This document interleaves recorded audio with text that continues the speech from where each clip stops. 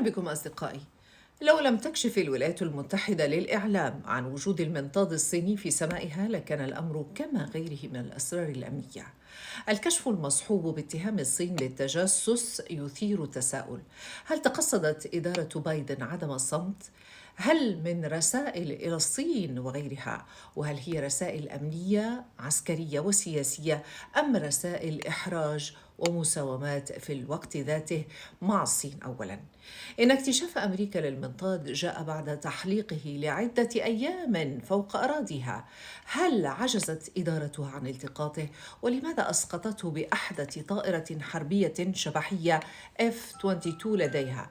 تحرش أمني استخباري غير مسبوق من التنين، تلاه ظهور مفاجئ لأطباق طائرة تظهر وتختفي فيما يشبه الألغاز والرموز في رسائل يصعب فك شفرتها. فما الذي يحدث في كواليس البنتاغون؟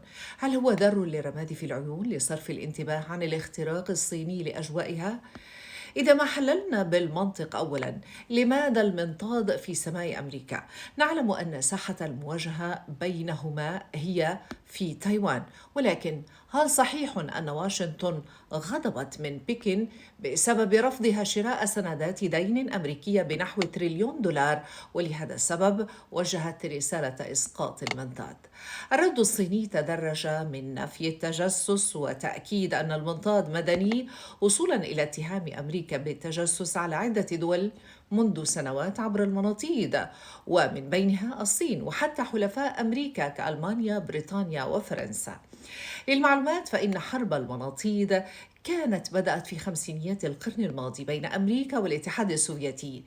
مهما يكن هذا الموقف المثير للمتابعة، فالحادث يشير إلى تطور الحرب الباردة بين أكبر قوتين اقتصاديتين، ويؤكد أن الصين هي التحدي والهاجس الدائم للسطوة الأمريكية على العالم.